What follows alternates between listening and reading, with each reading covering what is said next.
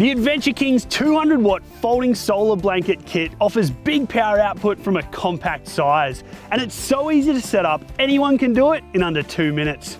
First, grab everything out of the front pocket. There's a 4-meter lead, a solar regulator, and a pair of alligator clips. Next, undo the Velcro, unfold the blanket, and set it up wherever suits you. On the windscreen, hanging from your roof rack, or just laying flat on the ground.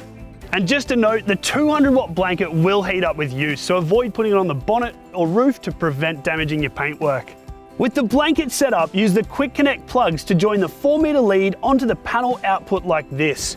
If it's a new panel and the quick connect plugs are a little tight, offer them up on an angle and it'll help click them together. Connect the regulator to the far end of the 4-meter cabling, making sure you're attaching it to the solar terminals shown by the icon here. Then either connect the alligator clips if you're plugging straight into a battery, or simply connect it to the quick connect fitting on your Adventure King's battery box. It should always be set up in this fashion: blanket, 4-meter lead, optional 10-meter solar extension, then regulator, for maximum performance from your solar blanket. This decreases the effects of voltage drop and ensures your battery is charged quickly.